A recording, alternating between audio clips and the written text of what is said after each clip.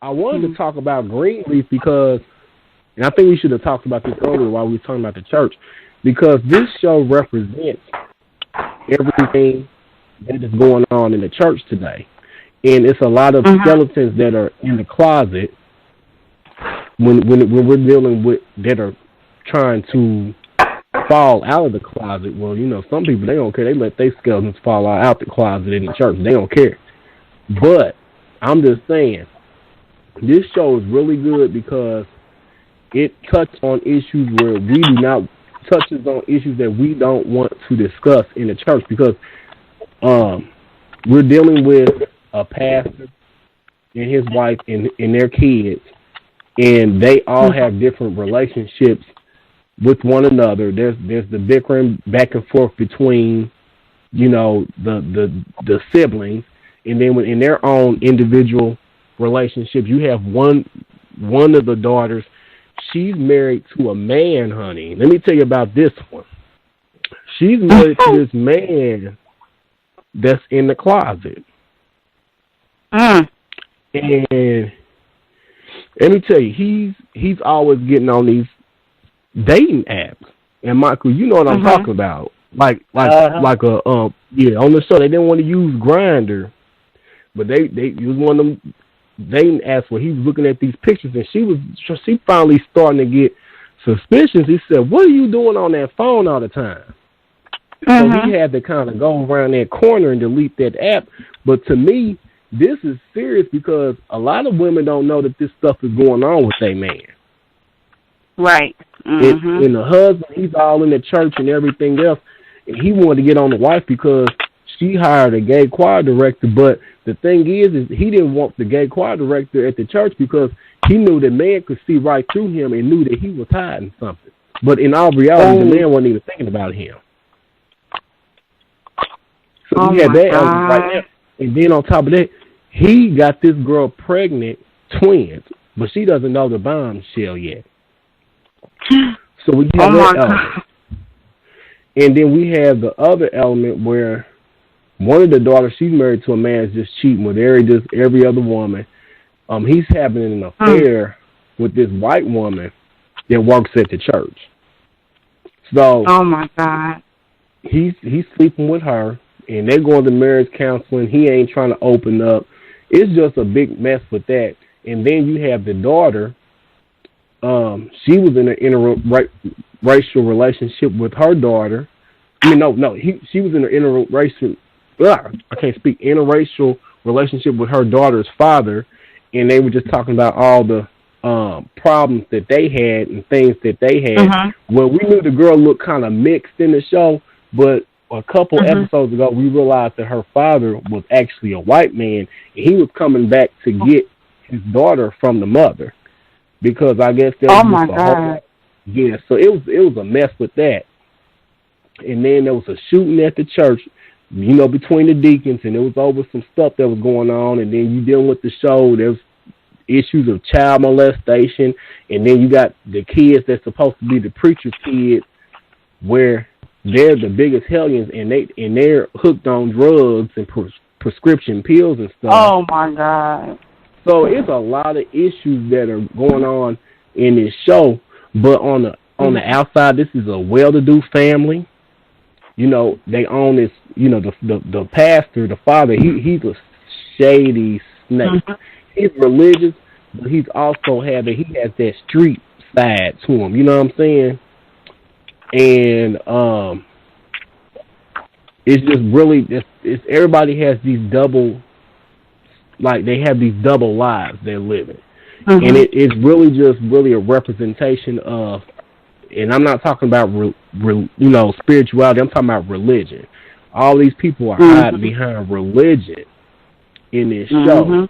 And a lot of people are upset with Oprah because she's putting the church out here like this. But my thing is, don't get mad at her, because a lot of y'all are upset because it's really putting the mirror in your face and exposing some of you for what you really are. Oh my God. And I can add to that too, because it's like, why would they want to criticize her for putting that out there when you can do a blanket Google search saying church corruption, and you can find Eddie Long and other sexual abuse within many other churches. Not just Catholic, but many others, and corrupt financial practices. What? So why are they complaining or about her putting a show out there when? Well, shoot, wasn't there? You told me, Seneca, about a show that was on TV, like it was a reality show about churches and ministers. Yeah, the Preachers of L.A. And we talked about that on the show when we played the clip. See, you was on that show. You remember that? And then I just don't get it. And then because they had like the Preachers of L.A. and then the Preachers of Atlanta. And that Preachers of Atlanta got a lot of flack. And I don't know how I feel about it, the Atlanta one, because I'm kind of torn because a lot of people were really on there talking more about Leandria Johnson. And I don't know how I feel about that because, to me, I like Leandria. I like her music. I like her as an artist. I kind of like the fact that she keeps it real. To me, Leandria don't, and this is the thing, this is why I can't really go in on her that much because, to me, she puts her cards out on the table. She's not trying to do something that she's not, and she's not judging other people. So that's why when people were trying to get on her, at first I was like, when she put that Periscope video out where they said she was in her house cussing and she was drunk, at first I was like, something ain't right. But you know what the thing about it is? She ain't trying to hide behind it. She ain't trying to judge nobody else. And pretty much she said, I'm not perfect. You know what I'm saying? And, and I don't expect nobody else to be perfect. And really, when I looked at that situation, it's like, really, and I'm not excusing what she did, but really she was in the privacy of her own home. She was around her kids. She was around her husband, like she wasn't out cheating or doing nothing in the street, but I just think it wasn't the best thing for her to do. It wasn't a good look, but still at the same time, I really can't be mad at her because at least she did admit that, hey, I'm not perfect, and it's not like she's not trying to judge people. Like, that's one thing. My problem is, it's not when people make mistakes that I got problems with, and this is why I got a problem with Bishop Eddie Long, because you sitting up here doing everything under the sun, but you condemning other people that's doing the same thing or doing less than you doing. That's when I got a problem with these hypocrites. Because you can't sit there and try to judge somebody and tell them that they wrong and you doing the same thing. And oftentimes, a lot of these preachers, man, they are involved with stuff that's 10 times as worse than what the average person is into. That's right. So, I don't know how I feel about some of these reality shows, man. I just really think that sometimes I think they're doing too much. Like, especially now that I don't know. I just think that the church, I don't know, like with this show, it's just really showing you that the Greenleaf is showing you that these people, don't let these church people fool you. Because at the end of the day, they're human just like you, and none of them have a heaven or hell to send you to. That's right. Yeah. Exactly. So, but it seems like I don't know. But it seems like for these shows, like it seems like for these reality shows with these pastors and stuff, like they try to make them, or like they try to put them on a pedestal like they're better. No, you're not better. You're just a common man who has claimed that, he has had a calling from the Lord to go out here and preach. But I'm just going to say this, that yes, we all have fallen short of the glory of God, but the fact of the matter is that when you get to the point where you want to get on TV and you want to act like you're better, and you know they just act a dang on fool, then I can't judge somebody because only God is the ultimate judge. But that makes me question, you know, are you truly sincere with this calling that you said that God has placed in your life? Because for you to get on TV and for you to act a plum fool when people, you know, like there are so many people who are lost who truly need direction, and when they come to churches, you know, like they come because they want that direction. They yearn for it. And then, you know, then when they see you acting the fools, then they think it's okay to act that way.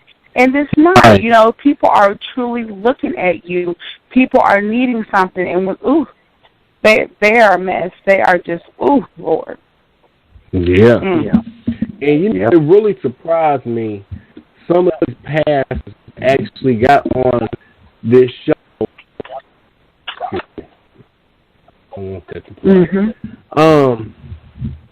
It really surprised me, some of these pastors that actually got on this, who agreed to sign up for this foolishness. Like, it really surprised me. And for you to sit there and to engage in that foolishness, like that's just crazy. Some of these big time pastors that got involved with that. I'm like, you know, I really have lost respect for a lot of them that co-sign for this foolishness, because you should know better. Like, especially if you're a mega pastor, I would think that you're at a totally different level because you're reaching so many people. You know, obviously you got to that point because you know what I'm saying? If for you to just get on TV and get involved with something so just low life, like, it's just, to me, it's just crazy. Like that Pastor McClendon, I have zero respect for him, and I'm not going to even get into that because, like, you know, y'all want to sit here and act like you so grand, and you act like the people can't talk to you, they can't get in touch with you, they can't even touch you, but you call yourself a servant of God and a man of God. I don't respect you. Like, who are you? Because you the same one that got caught up in infidelity yourself, but you want to act like you better than everybody.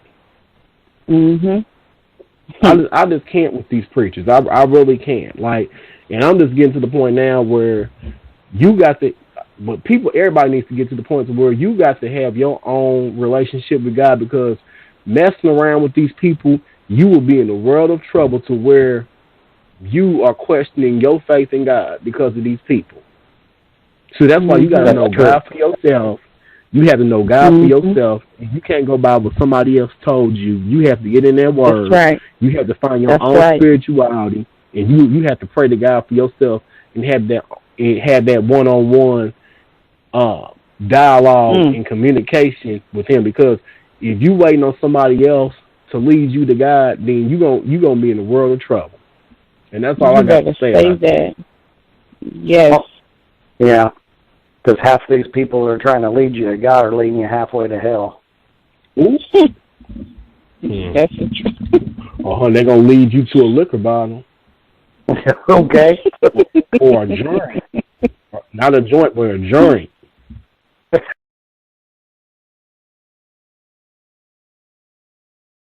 They're going to lead you to every vice that you don't need to be, that the Bible speaks against. Now, you know when they running you to that, then you know there's something about that. That's right. That's a good word. That's what I'm saying. And this is something else that's getting on my nerves, too. Why I'm kind of almost fed up with some of these churches, with many of these churches, is because, have y'all ever thought about how much money these churches are taking from, how much money they're taking from the community on a weekly basis? And a lot of these churches are sitting in some of the most impoverished communities in this country. And I'm not talking about no storefront church either. I'm talking about some of these beautiful, like multi-million-dollar like churches, like these big, just elaborate buildings are sitting in the middle of the poorest neighborhoods in America. Have you ever thought all this money that they're taking from the community, why aren't these communities surrounding these churches getting any better? Thank you. And I'm gonna even say this, and I'm on personal life, especially in the black church. Do you realize with all that money that they're taking, if they were really I'm telling you, all this money these people get, we should have our own financial institutions. We should have our own, like, there's no reason why our community is still the way it is, like some of these communities. Like, why is it that they're collecting all this money from these people and you not getting anything out of it? That's right. These get rich quick schemes. They just want the money just to build them up and just to get what they want. So, so really, when you pimp church and stuff like that, and then you have people that's really not understanding the full purpose of these pastors, they're like, okay, yeah, I got to do this for my pastor. Yeah, I got to give this. I got to make sure that I give that. And these people will go without food and will go without gas money and will go without air to put in their bike tire just to give them money. Just to give them money. Wait a minute, no, see, I'm not going to let you slide with you. You ain't going to escape by that one. Now, you said that they don't even have enough money to put air in their bike tire. Not no car tire. Like, when you go to that, you know how to put that money in that machine, and you get 3 minutes for $1.50. You said they didn't even have enough money for a bicycle tire. I just had to say that. That is original, though. I've never heard that one. That's good. Well, I'll tell you what, and you know what, you ain't lying, though, because some of the people don't even got a way home to church. They don't have no way home from the church. And you can't even ride no bicycle home because your tire ain't got no air in it. That's right. That's the truth. You're going to be walking, and I hope you get there. Woo. Honey, as bad as some of them neighborhoods are, you better hope if you start walking, you better hope you don't get mugged by Pookie and them either around that corner.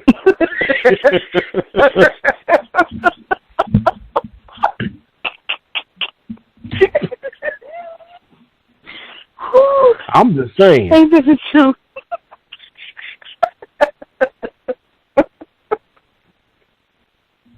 I'm talking about,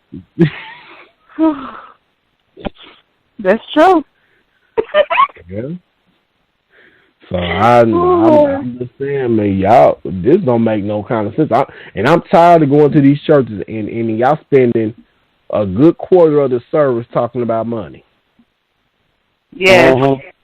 Oh my God, yes. Here's something that I've always wondered, which I've never attended a mega church before. I've never went to one. I was raised in the church I was raised in was a pretty good sized church. There was nothing in comparison to a mega church, but it was a pretty good sized church. But I've always wondered, in the mega churches, these places that look like something out of a fairy tale or a palace. Number one, that takes a lot of money. That takes an awful lot of money to do that. Couldn't some of that money, if you made something a little bit more humble, couldn't that money be used for your community? Of course, well, then again, though, these big fancy mega churches, they ain't in no poor part of town. Oh, no. They're in the fancy part of town. But Michael, you'd be surprised, too. But Michael, you'd be surprised too. Some of them nice churches are in poor parts of town, and them poor people will rush right to that church, and they will give their last dime. These churches, some of these churches are thriving off the poor people's money. You would be surprised. Oh, I believe it. And I guess the thing that's always made me a little suspicious of a mega church, and given, like I said, I ain't never been in one, but it just seems, how can you effectively I don't know. Seneca, give me just a ballpark figure. How many people do you think you can squeeze into a mega church? Depending on, you can between 5 to 20,000. 5 to 20,000. Mm-hmm. Okay. So let's split the difference and just say 10,000. How, as a pastor, can you effectively minister to 10,000 people? Mm-hmm. Yeah. I don't see how you can. I don't see how you can do it. You know, if you're trying to do it, you know, it would take a fleet of ministers to effectively minister to a congregation of 10,000 people. It would take a fleet of them. I mean, and I am not against a minister being paid for doing a good job, and especially, you know, when that's his sole job and that's it. He's doing that, nothing else, and he's got a lot of stuff to do. I'm not against the man being paid, or man or woman, whoever. I'm not against them being paid. I'm not against them being paid well, but paid extravagantly when the very person that you're up there preaching about wasn't living extravagantly. You know, and you're supposed to effectively minister to 10,000 people. I don't see how that's effective, I guess. Mm-hmm. And maybe it's because I've never seen one. Maybe it's because I don't understand the dynamic. But well, you know what? You got the point, Michael. And on top of that, I'm going to add something else to that. How can you effectively minister to the people like you know, most, like, you know, a decent-sized church or a smaller-sized church, you can get to know your pastor. But what if you need the pastor to come to pray for you, or you need him to perform a funeral? Or because I always wonder, people that go to those mega churches, what if you have a death in your family, or what if you die? Would that pastor be able to even eulogize your funeral? Probably if you leave them about a couple $1 million in your estate, then yeah, they'll probably come in and do it. I mean, seriously, why would you want to be a part of something that big? Because you will never be seen. The only thing you want to be seen as is a number. Yeah. That's right. That's it. Yep. And the number of zeros you put on that check, you put in that offering plate. And now, girl, and check this, Michael. This is gonna trip you out. And see, I know you probably heard of this. Do you know now that some of these churches have the audacity? Not only do they have the audacity to have credit card machines in the church, where they will tell you you have no excuse not to pay your tithes. We'll accept it online. We'll come up to you and you can swipe your card. We have the ushers come right to you and swipe your card. Now, ATM machine in the church. Refresh my memory. I mean, I am kind of ordained, but didn't Jesus throw the money changers out of the temple? Ooh.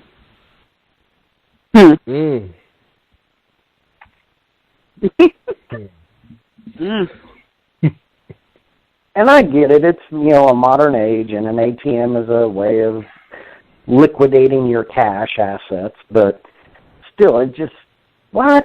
Really? And this is my thing. What do y'all feel about people selling stuff in the church? Like, because I've seen some churches just like the scene in the Bible when he did do that. Like, I've seen churches like that. Like, where you have people over here, somebody selling hats and clothes and accessories, and this person over here, somebody selling chicken wings down here on this corner, and then somebody selling bootleg CDs on down, you know, a little further down, like a whole flea market in the church. I've seen that before.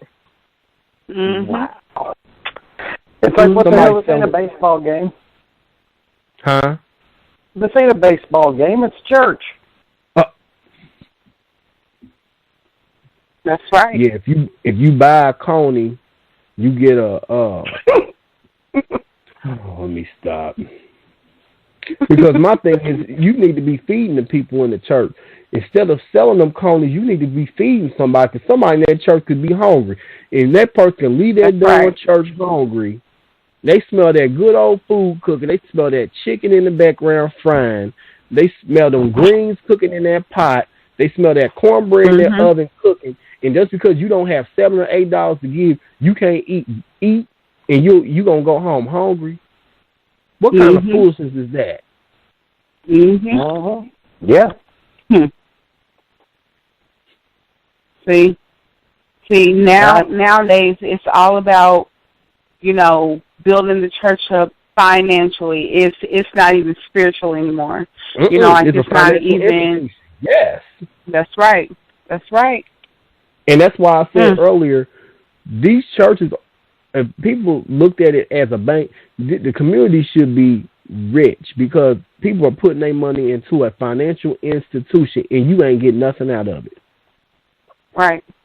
I never heard of an institution, financial institution, that you put your money in, you can't get it out or get some type of return from it. That's what these people are doing. They're giving money blindly to these churches. And don't get me wrong, I don't have no problem with people paying tithes and contributing to the church if the church is out there doing the work of the Lord. I don't have no problem with that. But a lot of cases, these people aren't getting anything out of it. The pastor won't even shake your hand. The pastor won't even say hi to you. And you're going to give your money every week. See that? And I'll say this, like I will. Oh no, I was just saying that that I've even gone to a church, and our church has fellowship with a church that any opportunity that they get to sell something, every time we go there, it's always an announcement about, how they're going to be selling this, how they're going to be selling that. And, like, it is just crazy. And now this particular church is now using the credit card system. Like, they have gotten it to the point where they said, forget the little machine that you go by. They got like a little swiper thing that you put in your phone to just swipe it. And I'm like, dang, like that is so desperate to where, like you didn't even gonna get the credit card machine to swipe. You bought the little swiper to insert through your phone. I said, no, I done seen it all. I said, no, that right there. Yep. It was so bootleg. I did not know what to do. Y'all, I am not playing. It was something that I have never seen before. I was like, okay, really? I've seen. I'm starting to see. I've seen that though, and people trying to sell these. Honey, you put your credit card information there if you want to. Okay. They're gonna put it on automatic withdrawal. But something else I've seen that just gripes my ass. Well, and maybe, and it's about the church stuff, is I have a problem. I guess it's a personal issue with it. Is they have a thing now that if you will be sure and put your information on the envelope or whatever, the church, as a service to you, will send you a statement at the end of the year how much you have given them and donated them. So you can take it off of your taxes. Yes. And yes, okay, all right, I get it. I do, but I have a problem with this. And the reason I got a problem with it is you gave that money to be going to God's work. So now you're going to profit from it? You want a tax write-off?